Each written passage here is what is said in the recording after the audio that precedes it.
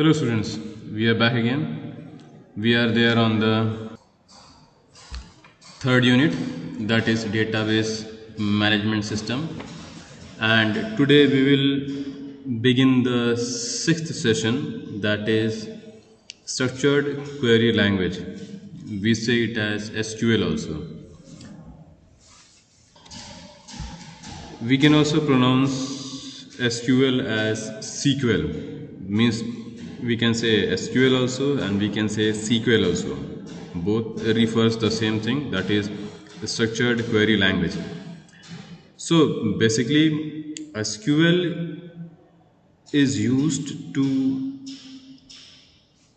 work with relational database. It becomes a medium through which we add the data, modify data, or retrieve data from a database. So structured query language basically is used for these purpose, for updating, for modification, for updation of the data in a relational database. So we will today learn about some of the statements of SQL which can be used in OpenOffice base for all these purposes. So let's begin. So basically structured query language can be used to create and operate on a particular relational database. A number of commands are there which are used in SQL to perform different types of actions.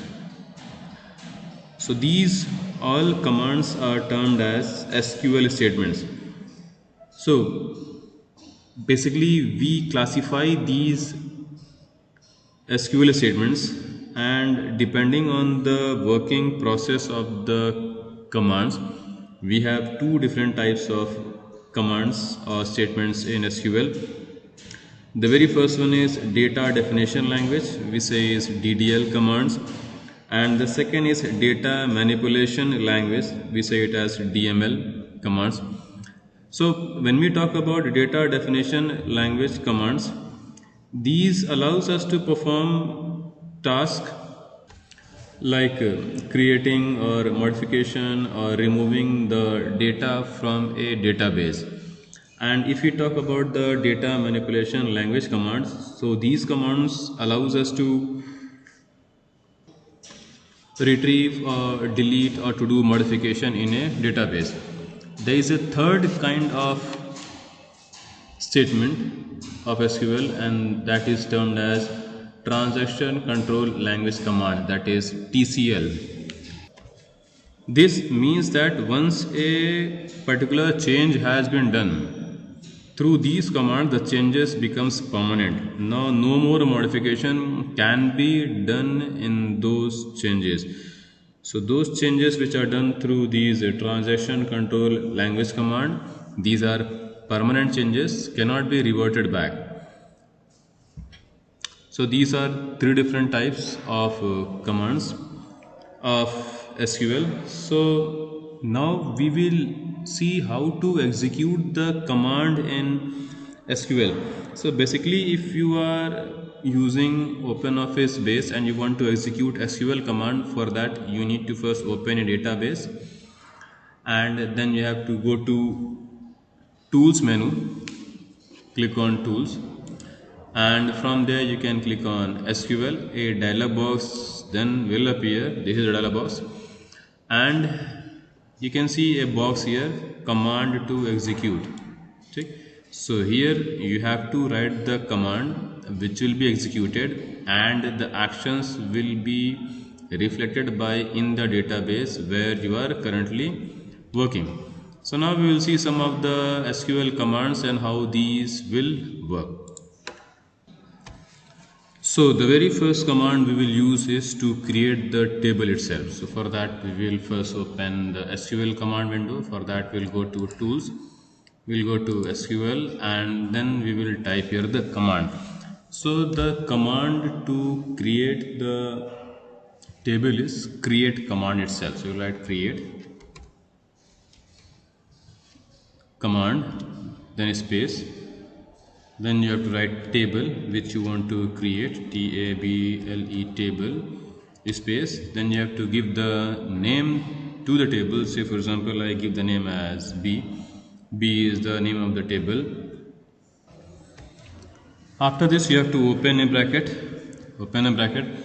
and then you have to write the field name and data type. What are the fields names you are going to take and the data type. Say for example you want to take one field as ID.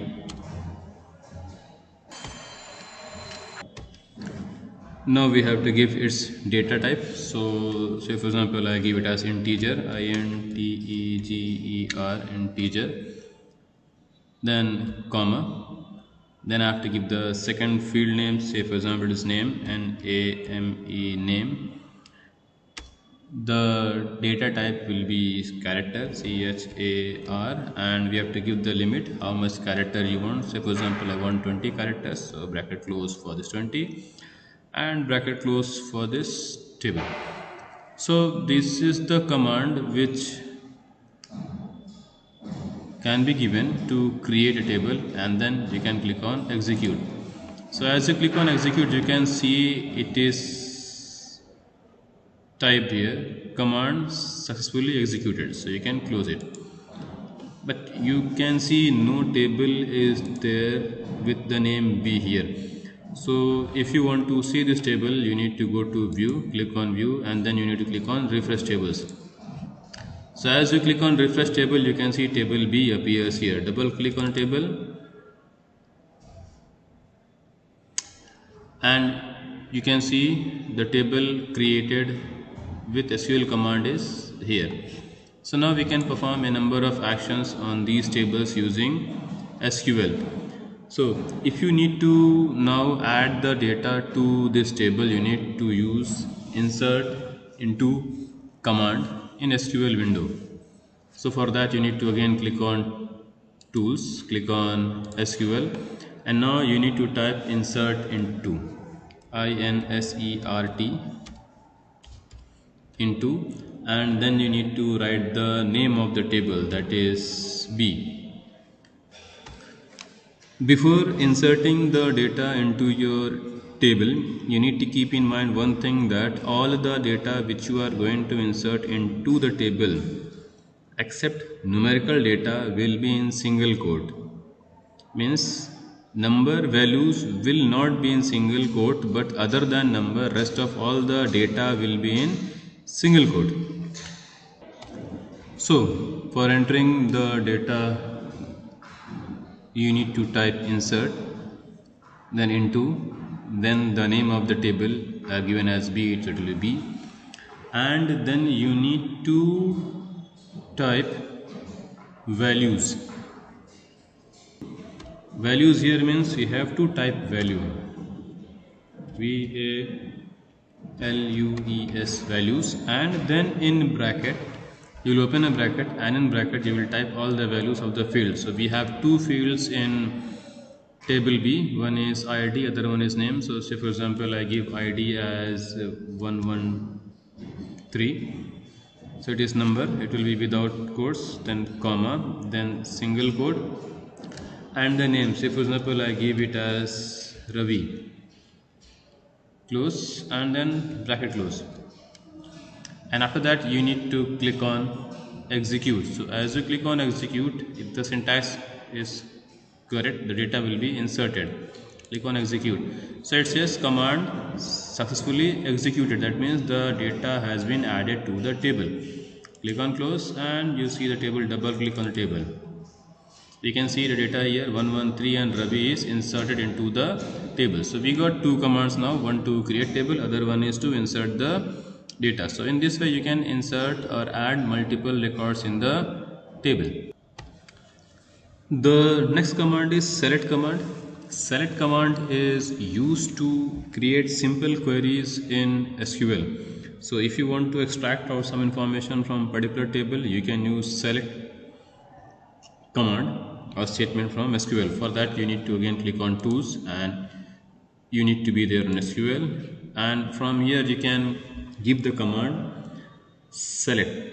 So if you have a table and you want to extract all the information from the table, you can use it simply. You can use select space, then you can type star, and then you need to type down the name of the table from where you want to extract all the information. So you write select star star misal, then you write from, and then you will type down the name of the table. Say for example I have a table named AA, so I'll type AA here. So select star from AA means all the information from table AA will be extracted. So I'll type here execute, click on execute. So it says command successfully executed, means that this select command has been executed and it worked properly. So this is how we can use select command to select all the information from the table. If you want some particular information and that too you want in conditional format, that also can be. So for that you need to see the table, from which table you need to extract the information conditional base. So close it, we have tables here. You want to see the content, click on the table, and then from this side you click on document. You can see the table here, roll number, name and GKP. Suppose that you want to select all those who are from Gorakhpur from the table STUREC. So for that you need to go to tools and you have to go to SQL. The command window appears, and from here you need to write the same command, select. You write here star from STUREC, that is the name of the table, and the condition you have to give with the command where, WHERE, where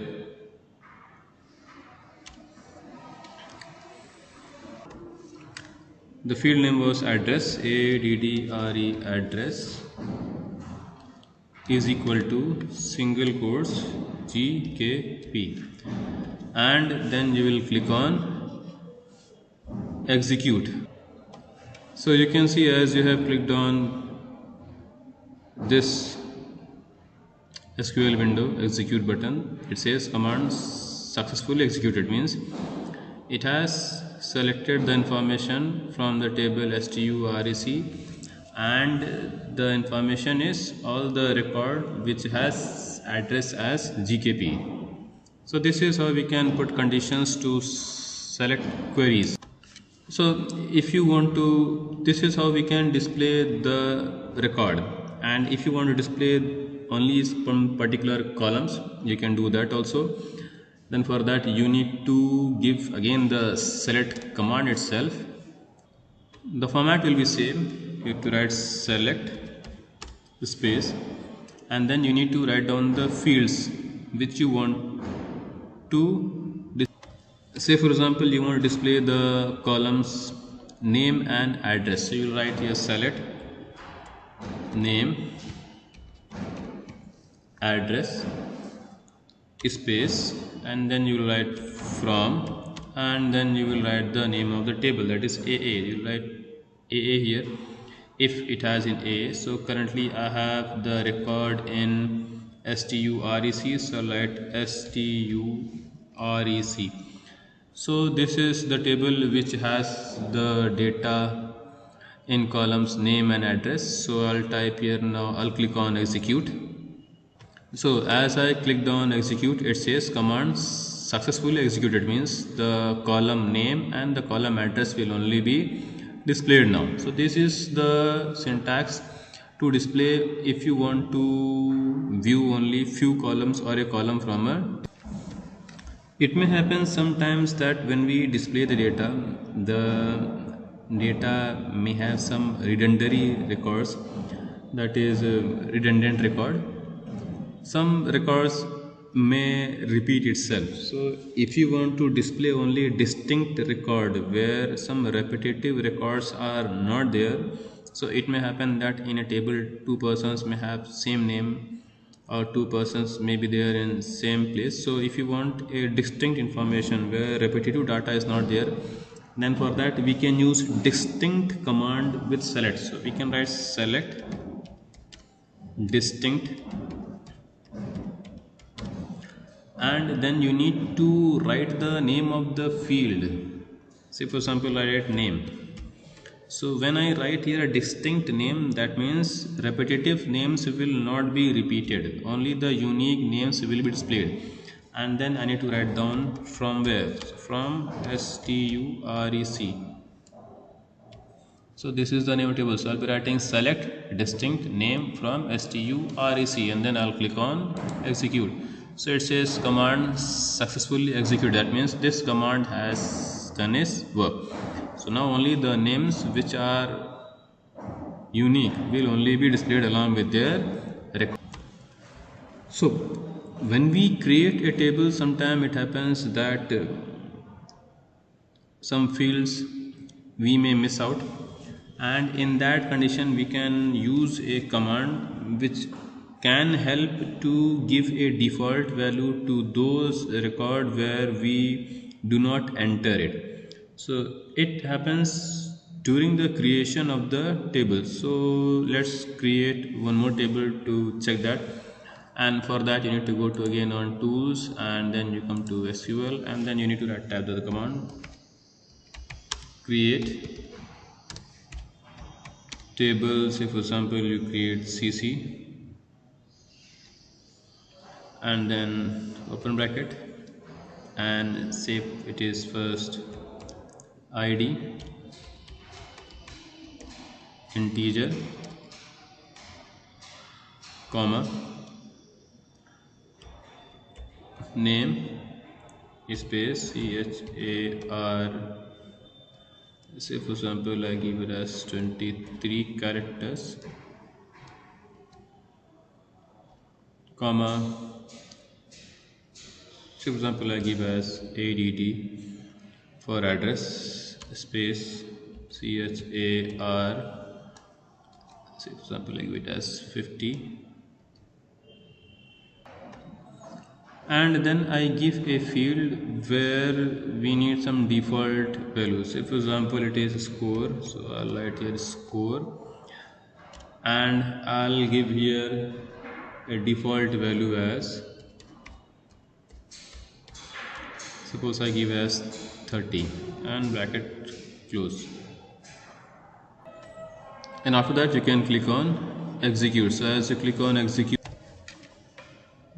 the field score will have default value as 30 if you skip out the insertion of data in score field. So if you try to score information in the table CC for ID, name and address, and if you do not enter anything in score field, the value there will be taken as 30. So this is the work of default in create table. So this default is a constraint of create command. The next constraint is unique constraint. So basically unique constraint is used when we do not want a repetitive data in a particular table. Say for example you do not want roll numbers to repeat. So when we want that particular thing, we can set that field as unique field, and when we set that field as unique field, now no more entries will be replicated, and for doing so we can make some modification in the structure of table. So suppose this is only the table and you have to use only the command. So for that, suppose this is the table and you are creating now table dd here, and you want the field name ID as a unique field where IDs should not repeat. One person should have a unique ID, and in that table ID should not be repetitive. Then for that we can make it as unique field. So for that simple thing, this integer is here, just after integer you have to write unique. So as you write unique here, this field ID field will become unique. Now whenever the entries will be done, it will accept and display only the unique, means the repetitive data will not be there. The next constraint of SQL is check constraint. check. If you want to make a condition in a table or in a field, and when you enter a value, that value should satisfy the condition, then for that we can use check constraint. Say for example, in the same table, in this id field, you want the id all integers, so the id should not be 0. For that we can put a constraint here, check here, and that will be, we'll write here check, and then in bracket you will write id, the field name, and you will write the condition. The condition suppose will be greater than 0. So here it means that in field id the values can be only and only more than 0. The values cannot be 0 or less than 0. So this is how we can put check constraint during creation of a table. The next thing is primary key. If you want to define a primary key field during the construction of the table, we can do so. The method for creation of the table is same. The process to add primary key is quite very simple. The simplest thing you can do is simply you have to write primary key just next to the field name where you want it to be. So for example, you want id as primary key field, so here you have to write primary key, primary, primary key. Now this id is a primary key field. The next thing you can do is you can also define foreign key also using SQL command. Foreign key means you have two tables, and in those two tables two keys are there, means two fields are there which are primary key field, and one more field is there which is common in both the field, and that can be defined as foreign key. So that can be done. So say for example, we have a table dd and we have a table aa, and we have primary key field in it as suppose id, and we want one more field, say for example name field, as foreign key. So we can do so. For that, simple method is here. You have to come to the end of the structure of the table, and here you need to write first foreign key, FOREIGN, foreign key, and then you have to write in this table which field is common. So that is name, bracket close, then space, and then you have to write reference, and then you have to write the name of the table which you want to connect with, that is AA, and the field in AA table is name, and bracket close. So you can see I have typed there foreign key name. That means this name field is there in DD table. Now it is a foreign key, and it is connecting with the name field of AA, and that is done using reference. So this is how we can give foreign key also along with primary key in a table when we create the table. The next command is update command. Using update command, the values in the table can be changed. So if you want to use update command, so with update command you can modify the records in a table. The next is to delete records. So if you want to delete a record in a table, you can delete with the help of delete statement. For that you have to write the statement for deleting the record, that is delete. Then you need to write from, and then you have to write the name of the table, that is suppose STURAC. So the record will be deleted from STUREC, and now which record has to be deleted, that you have to mention. And then you have to write the condition. Say for example the table has a field mark, MARKS, and you need to delete all the record which are less than 35. So you'll write here less than 35. So as this command will be given, all the fields where marks are 35 or less than 35 will be deleted. So this is how we can use the delete command. The next command is alter command. If you need to make modification in a table, that means if you want to add some columns to the table, we can use alter command. So for using alter command, simple process, you have to use alter command, and then you will write table, and then you will write the name of the table. Say for example it is AA, alter table AA, and then you will write what you want to add. So you will write add, and then you will write the field name and data type. Say for example field name is address, and data type is suppose character, and it is 50 characters long. So this is how you can add columns. So a new column address will be added in the table A when this command, SQL command, will be used. So the next command is drop command. If you want to remove a table from the database, that means if you want to delete all the rows and columns from the table and the table itself from the database, drop command is used.